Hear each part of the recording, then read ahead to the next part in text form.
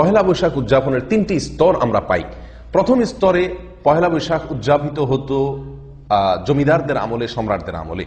জমিদাররা তাদের সাধারণ মানুষের কাছ থেকে যে ট্যাক্স বা খাজনা সংগ্রহ করত ফসলের, সেটা চৈত্র মাসের শেষে, বছরের শেষে খাজনা সংগ্রহ করা হয়ে গেলে আনন্দ স্বরূপ, উৎসব স্বরূপ খুশি হয়ে তারা পহেলা বৈশাখে মানুষের মাঝে মিষ্টি বিতরণ করতেন এবং সাধারণ মানুষও সেই মিষ্টি সানন্দে গ্রহণ করতেন এবং নিজেরা আনন্দ ভাগাভাগি করতেন, কারণ খাজনা রাজনা পরিশোধ হয়ে গেছে, তাদের মধ্যেও একটা নির্ভার একটা ভাব চলে আসতো। দ্বিতীয় যে স্তরটি আমরা দেখতে পাই সেটি হলো জমিদার প্রথা যখন বিলুপ্ত হয়ে গেল, তখন পহেলা বৈশাখ মানে ছিল হালখাতা। হালখাতা ছাড়া পহেলা বৈশাখ আর তেমন কিছুই ছিল না। সারা বাংলাদেশে আনাচে কানাচে, শহরে বন্দরে সব জায়গায় সকল দোকানদাররা পহেলা বৈশাখ উপলক্ষে দোকানকে সাজগোজ করিয়ে যে সমস্ত ক্রেতারা সারা বছর বাকি নিয়েছেন তাদেরকে উৎসাহ দিতেন, তাদেরকে জন্য কার্ড বিতরণ করতেন, দাওয়াত দিতেন, যাতে পহেলা বৈশাখ সকালে এসে দোকানে তাদের পূর্বের দেনা পরিশোধ করে নতুন খাতা খোলেন এবং হালনাগাদ করেন তাদের দেনা পাওনার হিসাব নিকাশকে, এবং এ উপলক্ষে কিছু মিষ্টি মন্ডা ইত্যাদি খাওয়ানোর ব্যবস্থা করতেন। সবার ভিতরে এক ধরনের আনন্দের আবহ ছিল। এটার মধ্যেও কোনো জাতীয় ভাব ছিল না, বরং এটাও নিছক সামাজিক একটি আনন্দ, সামাজিক একটি উৎসব হিসাবে উদযাপিত হতো। এ ছিল পহেলা বৈশাখের দ্বিতীয় ধাপ বা দ্বিতীয় স্তরের ইতিহাস। এরপরে শুরু হলো তৃতীয় স্তরে পহেলা বৈশাখ উদযাপনের চিত্র, যেটি আজকে আমরা দেখতে পাচ্ছি। এটি শুরু হয়েছে 1989 সালে। আপনি উইকিপিডিয়াতে যদি সার্চ দেন দেখবেন সেখানে বিস্তারিত তথ্য আছে এবং এ সম্পর্কে বিভিন্ন বই পুস্তকেও তথ্য পাওয়া যায়। 1989 সালে সর্বপ্রথম ঢাকা বিশ্ববিদ্যালয়ের চারুকলা ইনস্টিটিউটে বেশ কিছু তরুণ শিক্ষার্থীর উদ্যোগে সর্বপ্রথম এই নতুন আঙ্গিকে বা নতুন ভাবে পহেলা বৈশাখ উদযাপন শুরু হয়। আর এদের মূলে যারা ছিলেন সংগঠক হিসাবে, তাদের মধ্যে অন্যতম ছিলেন কলকাতার বারোদার একজন শিক্ষার্থী, যার নাম ছিল তরুণ ঘোষ। এই তরুণ ঘোষ মূল নেতৃত্বে থেকে আরো কিছু যুবক শিক্ষার্থী তারা মিলে এই পহেলা বৈশাখকে নতুন ভাবে উদযাপনের চিন্তা ভাবনা তারা আবিষ্কার করলেন এবং এটা তারা চারুকলা থেকে শুরু করলেন। আর সেটি ছিল আনন্দ শোভাযাত্রা বের করা। অর্থাৎ পহেলা বৈশাখে সকালে চারুকলা থেকে একটা আনন্দ শোভাযাত্রা বের করে কিছুদূর প্রদক্ষিণ করে ঢাকা শহরের বিভিন্ন জায়গায় ঘুরে আবার সেটা চারুকলায় এসে শেষ হতো। এই শোভাযাত্রায় তরুণ ঘোষ কলকাতা যেভাবে দেখেছেন, ঠিক তারই আদলে হিন্দুদের বিভিন্ন প্রতিমা, তাদের বিভিন্ন দেবদেবীর বাহন, বিভিন্ন জীবজন্তুর মুখোশ, এগুলোকে সেই শোভাযাত্রায় তারা বহন করত।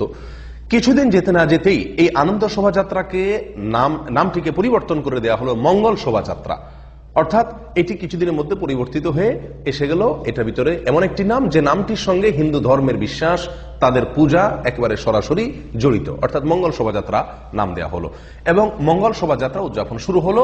আর এই মঙ্গল শোভাযাত্রা এটাই হলো পহেলা বৈশাখের আজকের যুগে সবচাইতে বড় আয়োজন এবং সবচাইতে বিশাল আয়োজন। মঙ্গল শোভাযাত্রাটা কি?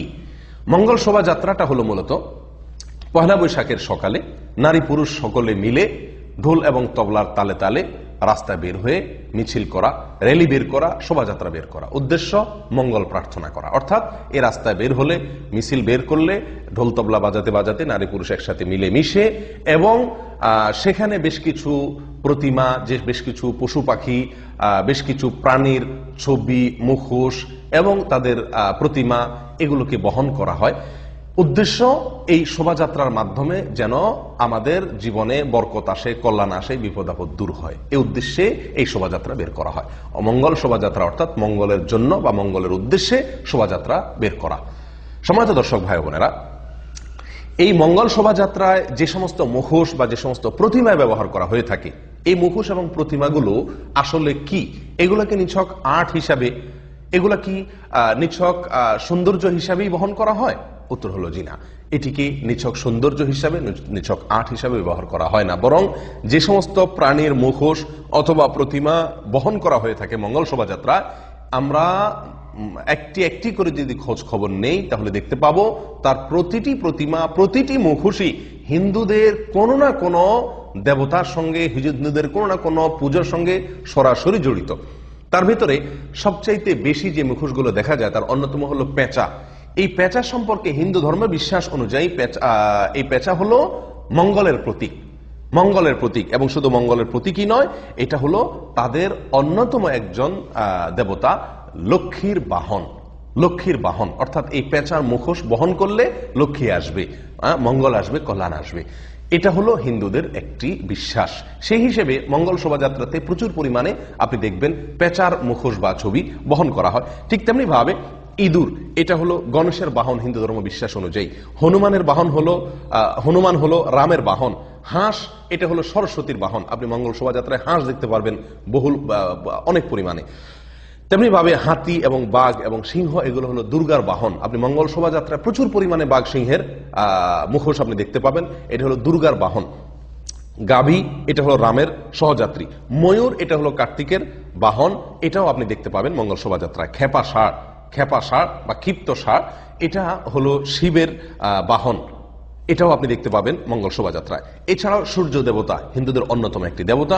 আপনারা মঙ্গল শোভাযাত্রাতে সূর্যের মতো কিছুটা মানুষের মাথার মতো দেখতে পাবেন। প্রচুর পরিমাণে এই প্রতীকটা মানুষ বহন করে থাকে। এগুলো নাকি মঙ্গলের প্রতীক। সম্মানিত দর্শক ভাই বোনেরা, এই হলো মঙ্গল শোভাযাত্রার মোটামুটি একটি চিত্র, যেটি আমি আপনাদের সম্মুখে তুলে ধরার চেষ্টা করেছি। এই মঙ্গল শোভাযাত্রায় যেই প্রতিমাগুলো বা যেই মূর্তিগুলো, যে ছবিগুলো বহন করা হয়ে থাকে, এগুলো যে নিছক সৌন্দর্যের অংশ নয়, এগুলো যে নিছক আর্টের জন্য নয়, এগুলো বহন করা হয় এক ধরনের উপাসনা হিসাবে, এক ধরনের প্রার্থনার অংশ হিসাবে। এগুলো নিয়ে বের হলে রাস্তায়, তাহলে কি হবে? মঙ্গল নেমে আসবে। ঠিক যেমনি ভাবে হিন্দুরা তাদের পুজোয় মঙ্গল শোভাযাত্রা বের করে একই নামে, ঠিক সেই নাম এবং সেই কাজ, সেগুলোর সবগুলোর সমাহার রয়েছে মঙ্গল শোভাযাত্রা। বরং আমরা বলতে পারি হিন্দুরা 12 মাসে 13 পূজা করে। যে সমস্ত প্রাণী, যে সমস্ত দেবতার বাহনের সঙ্গে তাদের ভক্তি জড়িত, বিশ্বাস জড়িত, সেগুলোকে আমরা একদিনে বর্ষবরণের নামে করে থাকি শুধুমাত্র মঙ্গল শোভাযাত্রার মাধ্যমে। সম্মানিত দর্শক ভাই বোনেরা, কেউ বলতে পারেন এই সমস্ত ছবিগুলো, এই সমস্ত মুখোশগুলো, কার্টুনগুলো, এগুলো নিছক আনন্দের জন্য, মজা করার জন্য, বা আর্ট হিসাবে, সৌন্দর্য হিসাবে, অথবা আমাদের গ্রামীণ বা লোকজ ঐতিহ্যকে ফুটিয়ে তোলার জন্য এগুলোকে ব্যবহার করা হয়ে থাকে মঙ্গল শোভাযাত্রায়। আমি বিনয়ের সঙ্গে বলবো যে বিষয়টি এরকম না। তার কারণ হলো, আপনি মঙ্গল শোভাযাত্রার আয়োজক, চারুকলা ইনস্টিটিউটের বিভিন্ন শিক্ষক এবং এটার আয়োজক কমিটির আহ্বায়ক, তাদের যদি বক্তব্যগুলোকে আপনি একসাথ করেন, তাহলে আপনি নিশ্চিত হতে পারবেন যে মঙ্গল শোভাযাত্রা এটি বের করা হয় দেশের মানুষের সমৃদ্ধির জন্য, বরকতের জন্য, কল্যাণের জন্য। এবং এই শোভাযাত্রা যে সমস্ত মুখোশ, যে সমস্ত প্রতিমা, যে সমস্ত কার্টুন, যে সমস্ত ছবি বহন করা হয়ে থাকে, সেগুলোও এই জন্যই বহন করা হয়ে থাকে যেন মঙ্গল আসে। অর্থাৎ হিন্দুদের বিশ্বাসের একেবারে অবিকল বিশ্বাস এখানে কাজ করছে এই সমস্ত প্রতিমা, এই সমস্ত ছবিকে বহন করার পেছনে। আপনি যদি প্রমাণ জানতে চান, আমি আপনাকে অনুরোধ করব, দয়া করে চলে যান আপনি অনলাইনে bdnews24.com, বাংলাদেশে অত্যন্ত পরিচিত একটি অনলাইন নিউজ পোর্টাল। তার 2014 সালের 14ই এপ্রিল, পহেলা বৈশাখ এবং মঙ্গল শোভাযাত্রাকে কেন্দ্র করে কয়েকটি রিপোর্ট সেখানে প্রকাশিত হয়েছিল। তার ভিতরে একটি রিপোর্টের শিরোনাম ছিল লক্ষ্মী পেঁচায় সমৃদ্ধি, গাজী ও বাঘ দুঃসময়ের কান্ডারি। লক্ষ্মী পেঁচায় সমৃদ্ধি, লক্ষ্মী পেঁচা থাকলে সেখানে সমৃদ্ধি আসে, গাজী এবং বাঘ থাকলে সেটা দুঃসময়ের কান্ডারির ভূমিকা পালন করে। এবং এটি হলো মূল শিরোনাম রিপোর্টের। আর সেই bdnews24.com এর নিজস্ব রিপোর্টারের রিপোর্টে ভেতরে আয়োজকদের বিভিন্ন বক্তব্য উঠে এসেছে, তারই আলোকে কোট করে শিরোনাম করা হয়েছে এটি। তার একটি অংশ আমি আপনাদেরকে শুনাই। এখানে লোকজ ঐতিহ্য বলা হচ্ছে, যদিও আসলে হিন্দু ঐতিহ্যের নানা প্রতীক নিয়ে সমৃদ্ধ বাংলাদেশ প্রত্যাশায় করা এই শোভাযাত্রায় স্থান পেয়েছে। এখানে লক্ষ্য করুন যে সমৃদ্ধ বাংলাদেশ এটার প্রত্যাশায়, এটার আশায় এই শোভাযাত্রা বের করা হয়, এবং সেই শোভাযাত্রায় যাতে সমৃদ্ধি আসে সেই আশায় এখানে স্থান পেয়েছে মা ও শিশু, হাঁস ও মাছের ঝাঁক, বিড়ালের মুখে চিংড়ি, শখের হাঁড়ি, ইত্যাদি ইত্যাদি ইত্যাদি। অর্থাৎ এই যে মুখোশগুলো, এই যে প্রতিমাগুলো বহন করা হয়ে থাকে, সম্মানিত দর্শক ভাই বোনেরা, এটি নিছক সৌন্দর্য বা আর্টের জন্য নয়। এটি করা হয় এই জন্য যে এগুলো নিয়ে বহন করলে নাকি কল্যাণ আসবে, মঙ্গল আসবে, যেমনটি হিন্দুরা বিশ্বাস করে। সম্মানিত ভাই বোনেরা, এই হলো মঙ্গল শোভাযাত্রার সাধারণ চিত্র। এখন এই মঙ্গল শোভাযাত্রাকে আপনি কি বলবেন? এটা কি হিন্দু ধর্মের পূজার একটি ফটোকপি বলবেন আগাগোড়া, নাকি এটাকে আপনি বাঙালির বর্ষবরণের উৎসব বলবেন? সেটার বিচারের ভার আপনার উপর আমি ছেড়ে দিলাম। সম্মানিত ভাই বোনেরা, একজন মুসলিম হিসাবে যে কোনো মুসলিম জানেন যে আমরা সকলে বিশ্বাস করি যে মঙ্গল এবং অমঙ্গলের মালিক একমাত্র আল্লাহ সুবহানাহু ওয়া তাআলা। আল্লাহ ছাড়া পৃথিবীতে বা আল্লাহর সৃষ্টি জগতে যত কিছু আছে সবই আল্লাহর সৃষ্টি। যারা আল্লাহর সৃষ্টি তারা প্রত্যেকেই আল্লাহর মুখাপেক্ষী। যারা নিজেরাই আল্লাহর মুখাপেক্ষী তারা অন্য কাউকে কল্যাণ এনে দিবে, মঙ্গল এনে দিবে, এটি সম্পূর্ণ ভ্রান্ত বিশ্বাস এবং ভুল বিশ্বাস, এবং এটি সরাসরি আল্লাহর সঙ্গে শিরক স্থাপন করার শামিল। সম্মানিত ভাই বোনেরা, ঈসা আলাইহিস সালামের কাছে মঙ্গল প্রার্থনা করে, তাকে পুজো করে, তার ইবাদত করে, উপাসনা করে খ্রিস্টানরা, এবং তার মা মারিয়ামের পূজা করে, ইবাদত করে খ্রিস্টানরা।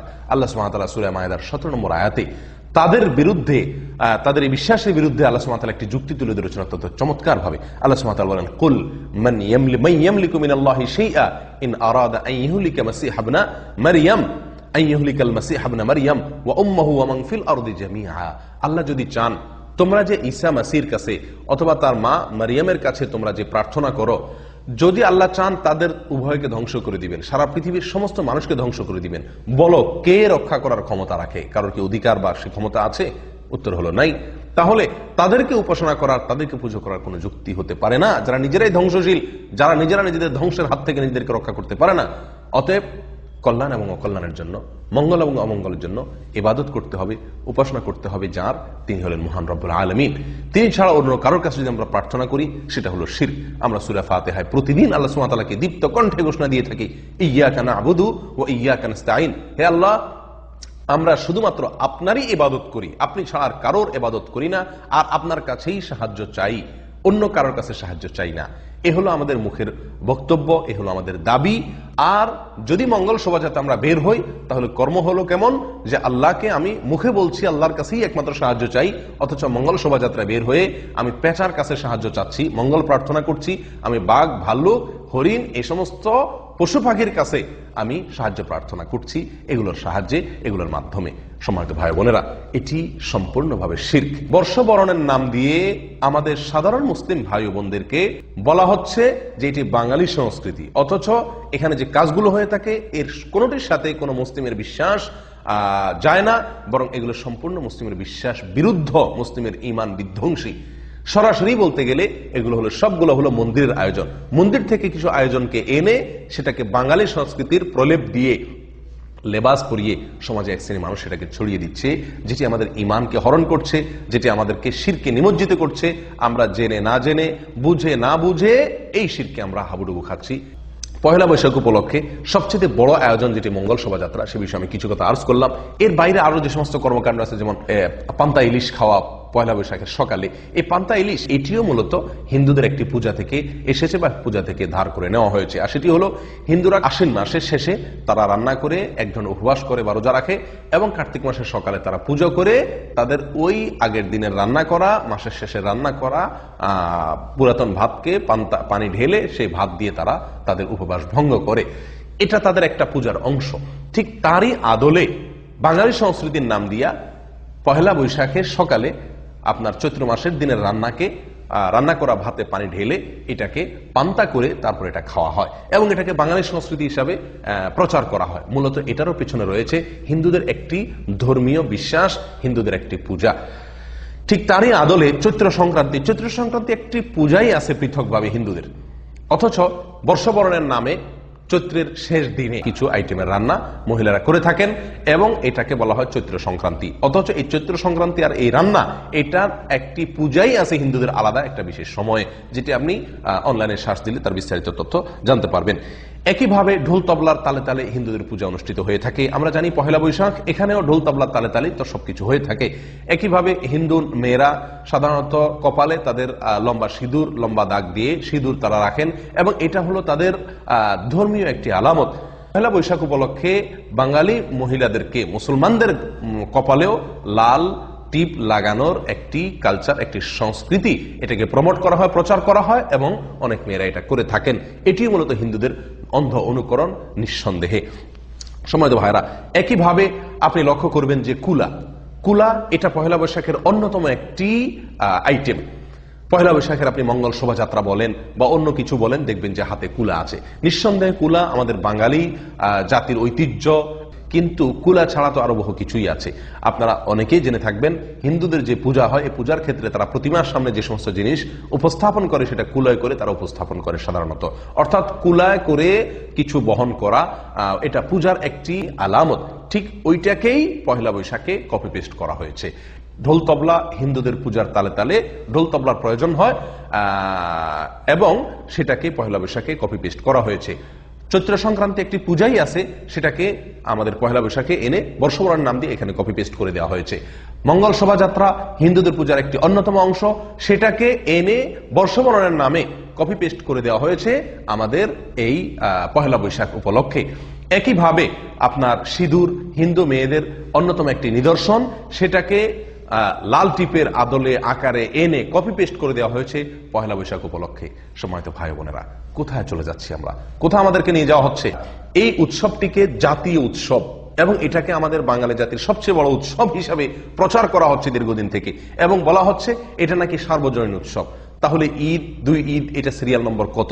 অর্থাৎ এগুলো অনেক পরে, এটা হলো সবচেয়ে বড় উৎসব। এটি অত্যন্ত আফসোসের বিষয়, অত্যন্ত আক্ষেপের বিষয় যে ঈদের বিপরীত হিসাবে, বিকল্প হিসাবে ঈদের চাইতে শক্তিশালী উৎসব হিসাবে প্রমাণ করার, দাঁড় করানোর একটি অপচেষ্টা এক শ্রেণীর মিডিয়া করে থাকে এবং রীতিমতো তারা প্রচার করে থাকে এটি হলো বাঙালি জাতির নাকি সবচেয়ে বড় উৎসব। এবং এটাকে জাতীয় উৎসবের স্থান দেওয়ার জন্য যা যা করা দরকার তার সবকিছু করা হয়। ঈদের আদলে ঈদে যেরকম নতুন পোশাক, ভালো পোশাক পরার নির্দেশ আছে বা আমরা সবাই পরে থাকি, তার আদলে পহেলা বৈশাখ উপলক্ষে পোশাকের ভালো বা নতুন পোশাক পরিধান করার একটা কালচার চালু করা হলো। ঈদে যেরকম আমরা ভালো খাবার গ্রহণ করি, এখানে ভালো খাবার বা ভিন্ন খাবার, ব্যতিক্রম খাবার গ্রহণের একটা কালচার চালু করা হলো। ঈদে যেরকম বোনাস আছে, এখন আবার বৈশাখ উপলক্ষে বৈশাখী বোনাসও চালু করা হলো। এভাবে একটি একটি করে ঈদের সমস্ত আইটেমগুলোকে কপি পেস্ট করে এখানে আনা হচ্ছে এবং বলা হচ্ছে এটা হলো সবচেয়ে বড় উৎসব, এটা হলো সবচেয়ে বড় আনন্দের দিন বাঙালি জাতির জন্য। সম্মানিত ভাই বোনেরা, এটি নিঃসন্দেহে একটি সাংস্কৃতিক আগ্রাসন, নিঃসন্দেহে একটি সাংস্কৃতিক জুলুম আমাদের বাঙালি সমাজের প্রতি, বাংলাদেশের মানুষের প্রতি। আমাদের সকলকে এই বিষয়ে সচেতন হতে হবে, আমাদের সকলকে এই বিষয়ে সাবধান হতে হবে। এই কালচার আমাদের কালচার নয়, এটি হিন্দুদের কালচার, এটি হিন্দুদের সংস্কৃতি। বাঙালি সংস্কৃতির নামে এটি আমাদেরকে গেলানো হচ্ছে, আমাদেরকে খাওয়ানো হচ্ছে। নিঃসন্দেহে এর পরিণাম